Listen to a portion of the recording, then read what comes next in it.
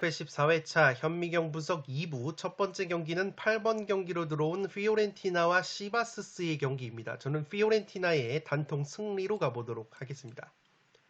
아직 현미경 분석 1부를 보지 않으신 분들은 화면 위로 올라가는 링크를 클릭을 하시면 1번부터 7번 경기 분석을 먼저 시청을 하실 수 있습니다. 통계적인 부분은 화면을 멈추셔서 구독자 여러분들이 확인을 해 주시기 바랍니다. 살롱 코멘트로 넘어가서 빠르게 분석을 진행을 하도록 하겠습니다.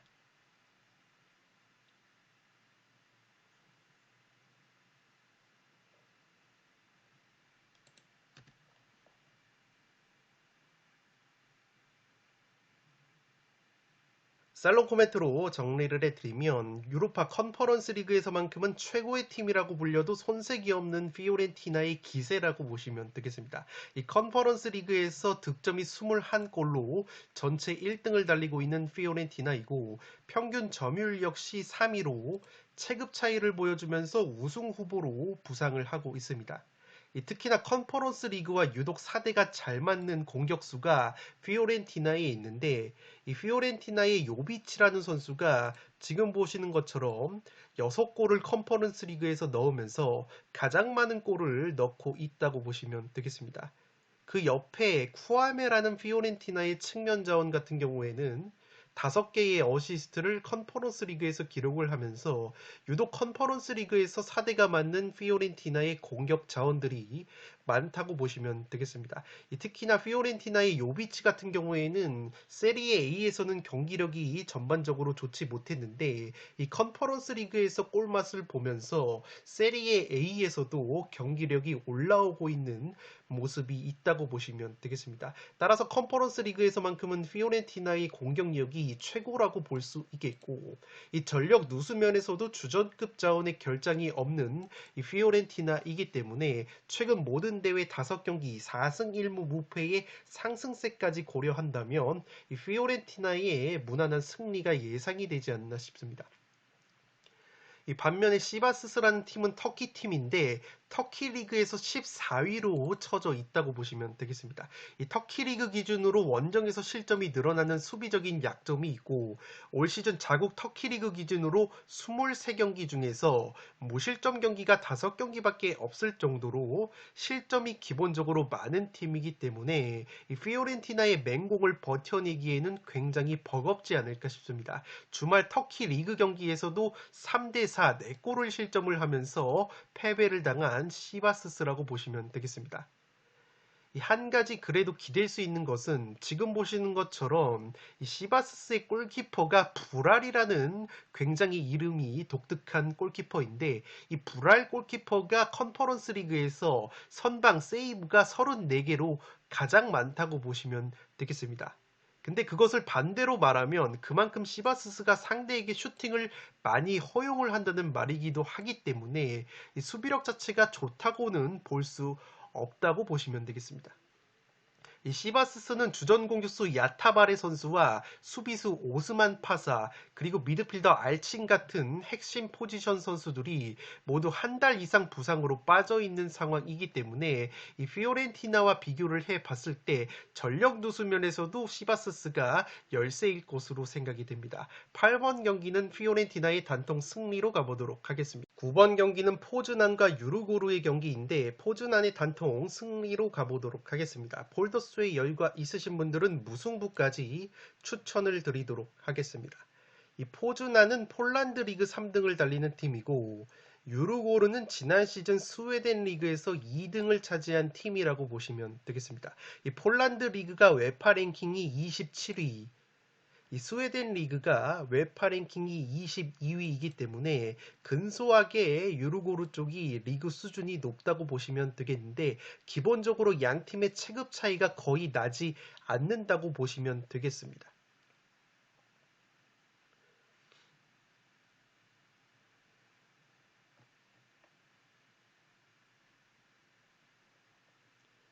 살롱 코멘트로 정리를 해드리면 전반적으로 컨퍼런스 리그 무대에서는 핵심 자원들의 활약도를 비교해 봤을 때 포즈난 쪽이 더 좋다고 보시면 되겠습니다.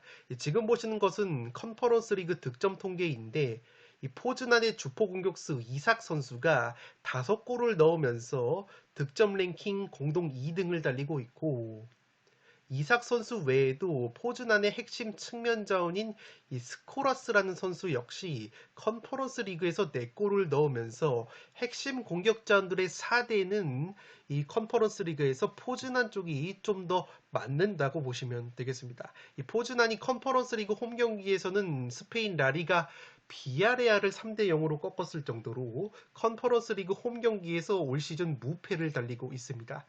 다만 유르고르라는 팀은 포즈난이 속한 폴란드 리그보다 앞서 말씀을 드린 것처럼 스웨덴 리그가 웨파 랭킹이 5계단이 높기 때문에 기본적인 체급이 전혀 밀리지 않는 팀이라고 보시면 되겠고, 유르고르라는 팀은 올 시즌 컨퍼런스 리그 F조에서 헨트, 몰데, 삼록을 제치고 압도적으로 5승 1무 조별리그 1등을 차지한 팀이라고 보시면 되겠습니다.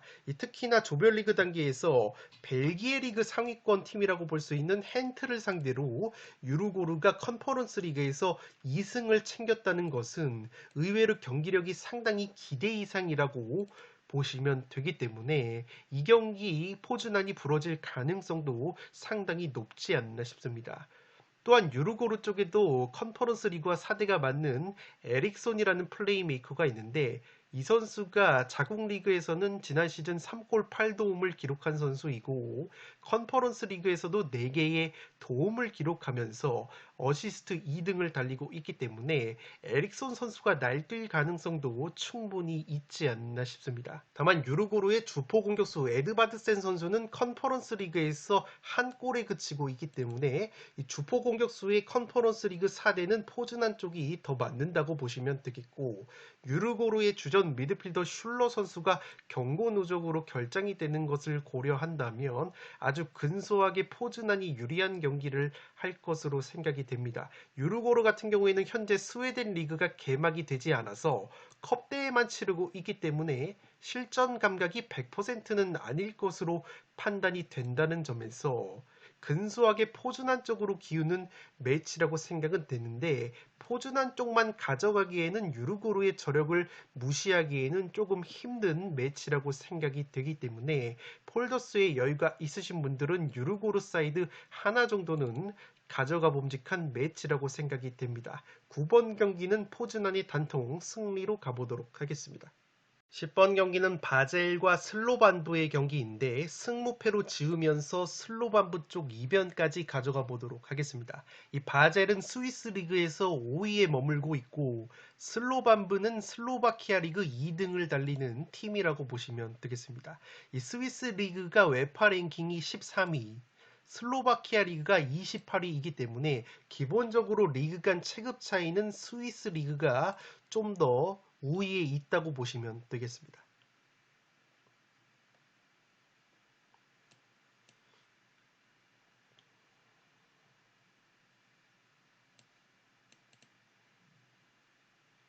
살롱 코멘트로 정리를 해드리면 지난 맞대결에서 슬로반부의 세트피스에 2실점을 당하면서 굉장히 슬로반부의 공격에 적지 않이 고전을 했던 바젤이라고 보시면 되겠습니다. 이미 두 팀이 맞대결을 2차례 펼쳤는데 바젤 같은 경우에는 홈 경기에서 슬로반부에게 0대2로 패배를 당한 바 있습니다.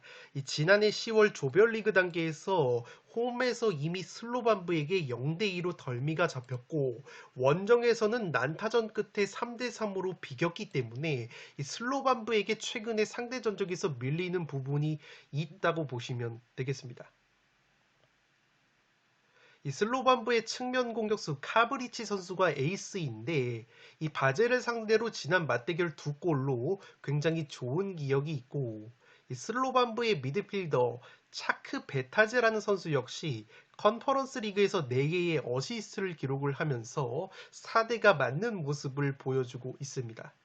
물론 바젤 역시 공격수 제킬이라는 선수가 컨퍼런스 리그에서 4골을 넣으면서 굉장히 강한 모습을 보여주고 있는데, 한 가지 아쉬운 것은 바젤의 핵심 측면 공격수인 말레스라는 선수가 이번 경기 경고 누적으로 결장이 된다고 보시면 되겠습니다.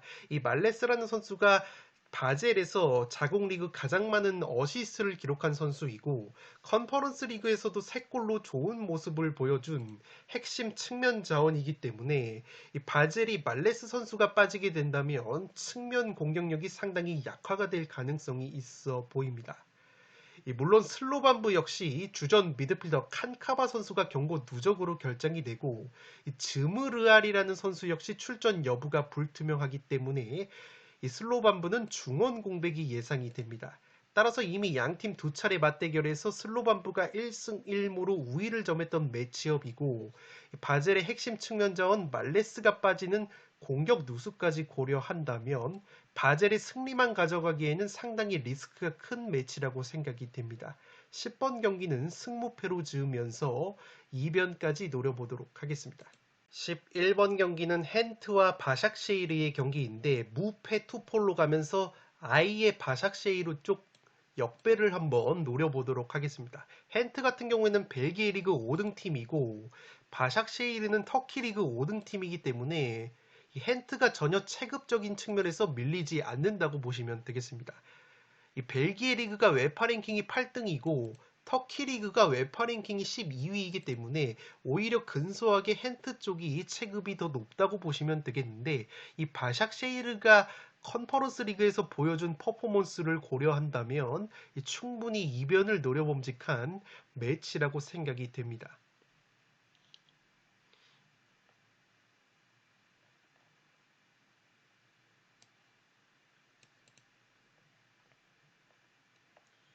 살롱 코멘트로 정리를 해드리면 이 경기도 바샥쉐이르가 컨퍼런스 리그 무대에서 보여준 경기력을 고려하면 이변 가능성이 충분한 매치라고 생각이 됩니다. 이 바샥쉐이르가 득점 순위가 14골로 공동 2위를 달리고 있고 평균 점유율이 비아레알 다음으로 많은 63%를 기록을 할 정도로 컨퍼런스 리그에서 굉장히 주도적인 경기를 하고 있다고 보시면 되겠습니다.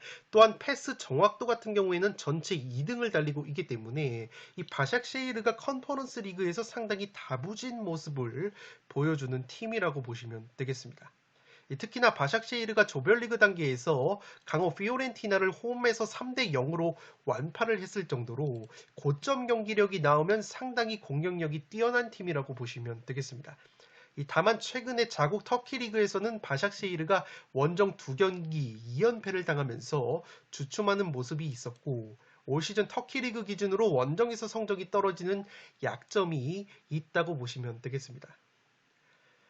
반면에 헨트 같은 경우에는 기본적으로 자국 벨기에 리그 기준으로 홈 성적이 좋은 팀인데 최근에 헨트의 주포 공격수 쿠이퍼스 선수가 3경기 무득점으로 다소 골 감각이 떨어져 있다고 보시면 되겠습니다.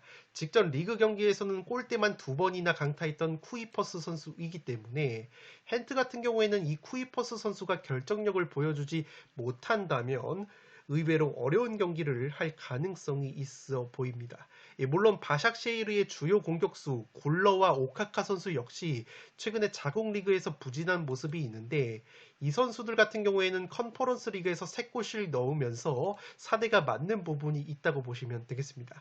마찬가지로 헨트의 공격수 쿠이퍼스 선수 역시 컨퍼런스 리그에서는 3골을 넣고 있기 때문에 양 팀이 굉장히 팽팽한 경기 양상을 보이는 가운데 컨퍼런스 리그 무대에서 굉장히 좋은 경기력을 보여왔던 바샥쉐이르 쪽의 이변을 과감하게 노려볼 수 있는 매치가 되지 않을까 싶습니다.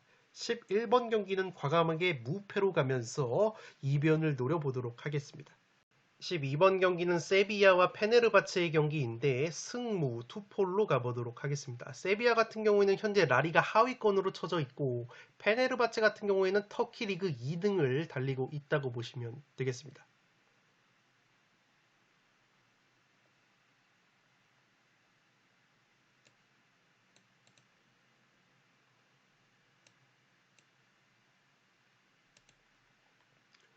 살롱 코멘트로 정리를 해드리면 세비야의 최근 하락세와 페네르바체의 상승세를 고려하면 현재 세비야 쪽으로 투표율이 조금 많이 몰린 듯한 느낌이 들고 있습니다.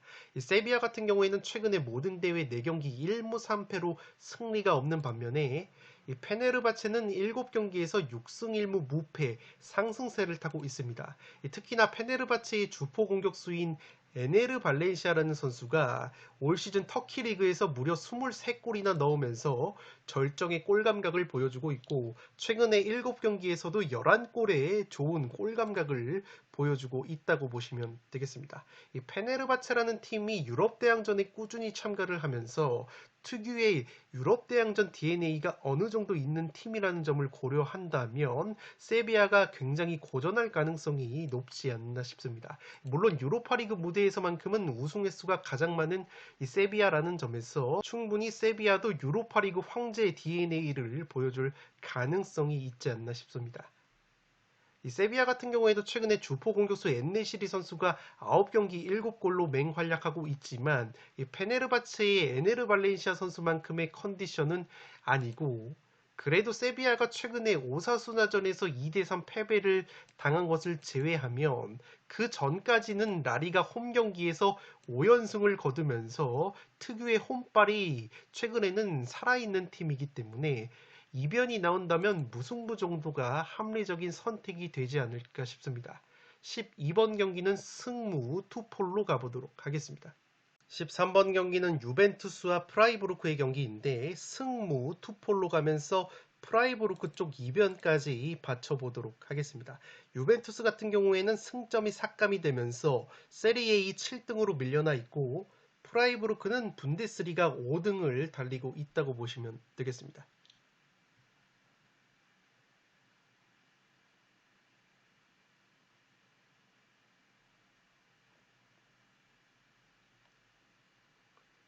살롱 코멘트로 정리를 해드리면 양 팀이 은근히 비슷한 구석이 굉장히 많다고 보시면 되겠습니다.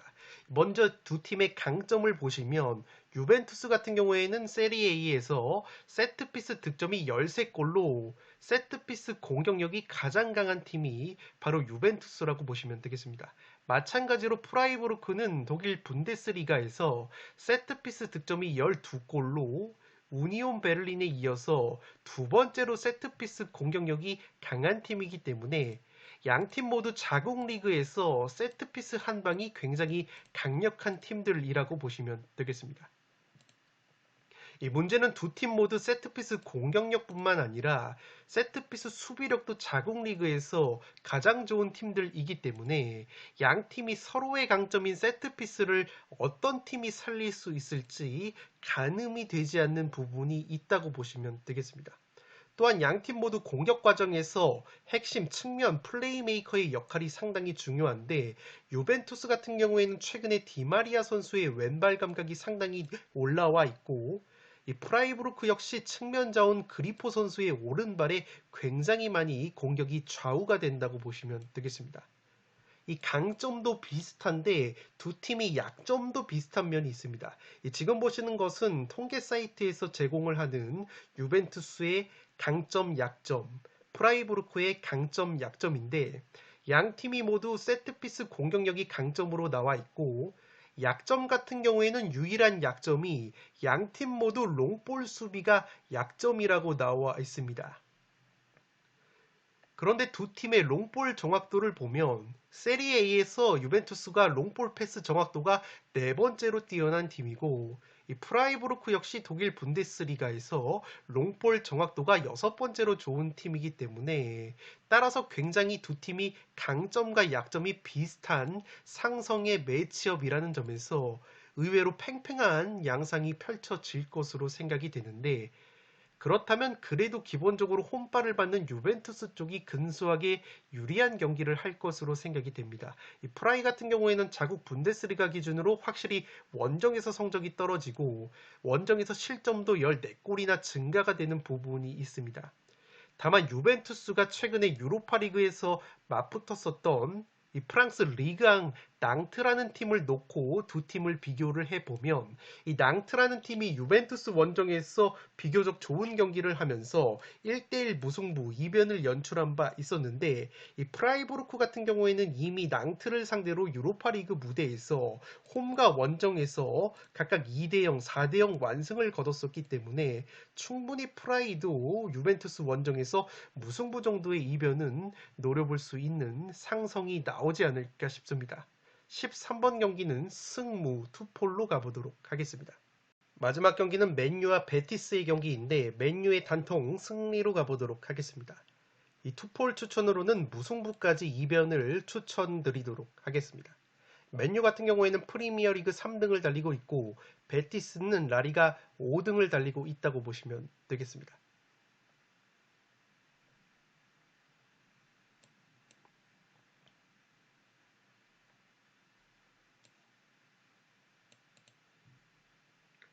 살롱 코멘트로 정리를 해드리면 이 경기는 맨유가 다름 아닌 스페인 라리가 1등 팀인 바르셀로나를 꺾고 올라왔다는 점에서 그렇다면 라리가에서 순위가 더 낮은 베티스 정도는 무난하게 꺾을만 하지 않을까라는 결론으로 도달하기 쉬운 경기인데 의외로 상성적으로 봤을 때 맨유가 바르셀로나를 상대할 때보다 베티스전이 오히려 까다로울 수 있다는 것이 제 생각이라고 보시면 되겠습니다.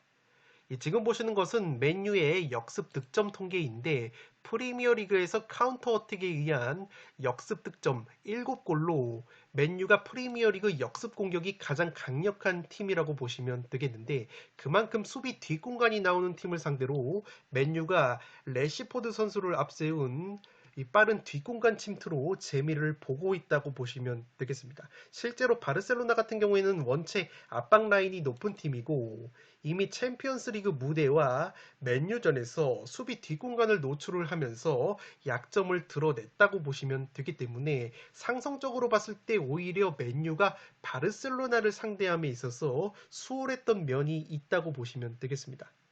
이 반대로 베티스라는 팀은 라리가에서 5등 팀이라고 말씀을 드렸는데 이 상위권 팀임에도 불구하고 베티스가 지금 보시는 것처럼 이 무게 중심 자체가 굉장히 낮은 편이라고 보시면 되겠습니다. 그만큼 수비 라인 자체를 왕성하게 올리는 팀은 아니고 이 압박 라인을 끌어올리기보다는 자기 진영과 중원에서 빡빡한 블록을 구축을 하는 형태의 수비라고 보시면 되겠습니다.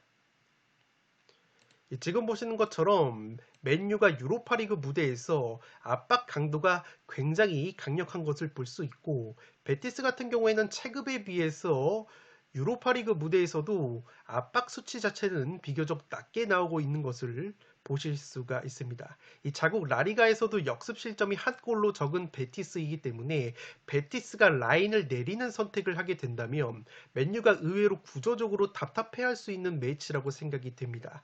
이 베티스가 자국 라리가에서 세트피스 실점이 6골로 세트피스 수비에는 다소 약점이 있는 팀이지만 맨유가 프리미어리그를 기준으로 봤을 때 이 세트피스 득점이 3골로 프리미어리그에서 가장 적은 3팀 중에 하나이기 때문에 베티스의 약점이라고 할 수 있는 세트피스 상황에서 재미를 보지 못한다면 굉장히 답답한 흐름이 나올 가능성이 있지 않나 싶습니다. 이 또한 현재 맨유가 핵심 수비형 미드필더 카세미로 선수가 몸 상태가 100%가 아니라는 말이 있기 때문에 이 선수가 출전했을 때와 출전하지 않았을 때 맨유의 경기력과 승률이 현저히 차이가 난다는 점에서 이 카세미로 선수의 결장 여부도 상당히 중요할 것으로 생각이 됩니다. 이 카세미로가 단순히 중원에서 패스나 수비 능력뿐만 아니라 세트피스 상황에서 공격에 가담해서 특히나 큰 경기에서 한 방을 보여주는 클러치 능력이 굉장히 뛰어난 선수이기 때문에 카세미로가 만약에 빠지게 된다면 상당한 전력 누수가 맨유 쪽에 있을 것으로 생각이 됩니다. 따라서 만약 맨유가 카세미루가 출전이 불발이 된다면 베티스도 최근에 플레이메이커 페키르가 부상으로 빠진 상황이지만 그래도 맨유전을 앞두고 베티스의 베테랑 미드필더 카날레스 선수가 복귀를 했기 때문에 카날레스, 까르발류, 로드리게스가 구축하는 중원 라인이 만약에 카세미루가 빠진다고 가정하는 맨유의 중원을 상대로 전혀 밀릴 것이 없는 구성이지 않나 싶습니다. 직전 리그 경기에서도 강호 레알 마드리드의 공세를 버텨내면서 0대0 무승부를 일궈낸 베티스인 만큼 의외로 상당히 맨유가 고전할 수도 있는 매치업이지 않나 싶습니다. 다만 베티스가 그렇다고 라인을 너무 내리는 선택을 한다면 맨유가 그래도 테나흐 감독 부임 이후에 압박 체계가 훨씬 좋아졌고 프리미어리그에서 압박에 의한 득점이 4골로 준수한 모습을 보여주고 있는 데다가 앞서 말씀을 드린 것처럼 유로파리그 무대에서도 왕성한 전방 압박을 통해서 압박에 의한 득점도 한 골이 있는 상황이기 때문에 충분히 베티스를 가둬놓고 패는 구도도 그려지지 않나 싶습니다. 14번 경기는 맨유의 단통 승리로 가는데 만약에 맨유가 카세미르가 결장이 된다면 충분히 무승부 정도의 이변까지 노려볼 수 있는 매치이지 않나 싶습니다. 네, 이것으로 승무패 14회차에 들어온 1번부터 14번 경기를 빠짐없이 분석을 해드렸습니다. 영상이 도움이 되신 분들은 좋아요와 구독 버튼을 눌러주시면 풋볼살롱 채널에 크나큰 힘이 됩니다. 구독 버튼 옆에 종 모양의 알림 설정을 해주시면 그 누구보다 빠르게 양질의 축구 승무패 프로토 관련 분석 컨텐츠를 만나보실 수 있습니다. 지금까지 풋볼살롱이었습니다. 감사합니다.